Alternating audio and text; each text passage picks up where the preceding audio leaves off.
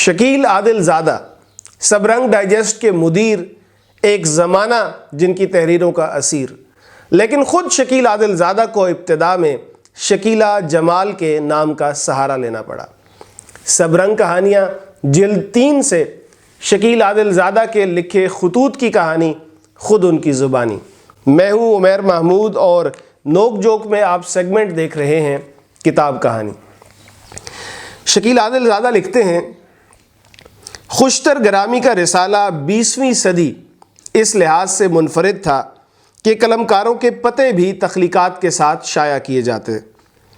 ان پتوں پر اس عمر میں جتنی زبان آتی تھی، جیسے تیسے تحسینی تنقیدی خط لکھتا، کسی کا جواب آ جاتا، کسی کا نہیں۔ یہ صورت دیکھ کر شکیلہ جمال کے نام سے خط لکھنے شروع کیے۔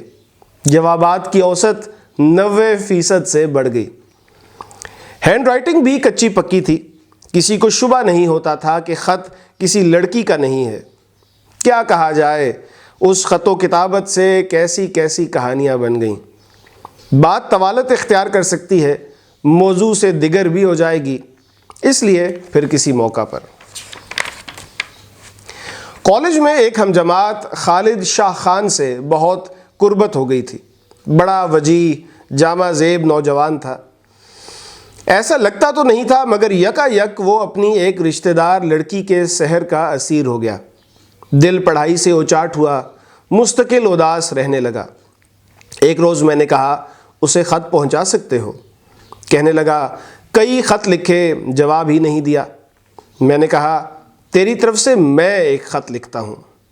دوسرا تیسرا خط لکھا گیا۔ لڑکی کے چند سطری جواب کے بعد تو جیسے دریا کا بند کھل گیا، سورج مغرب سے نکل آیا۔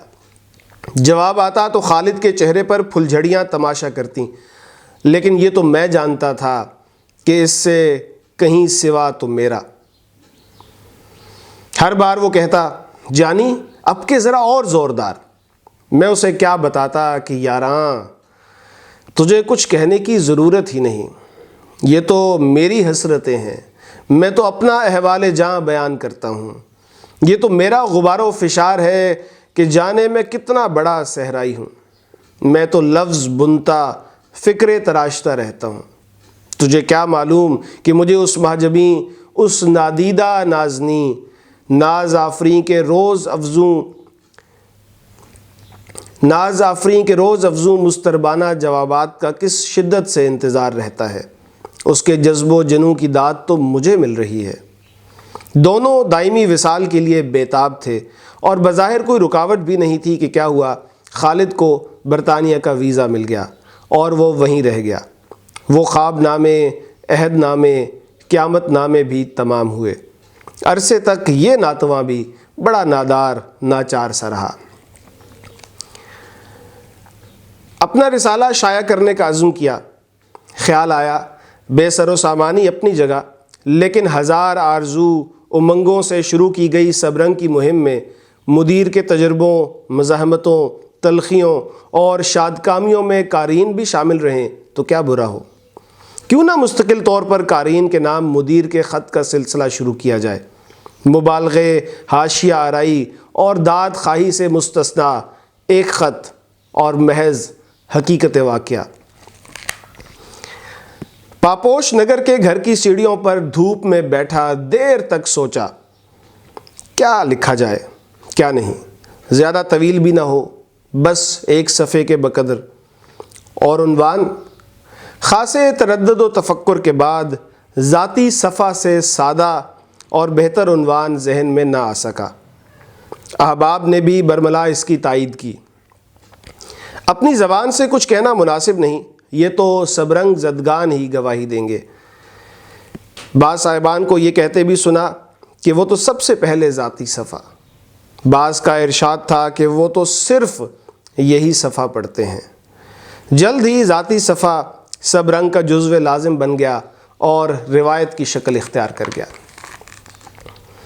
ایک رات کی بات ہے، کاپیاں پیسٹ ہو رہی تھیں، اسکیچ بن رہے تھے۔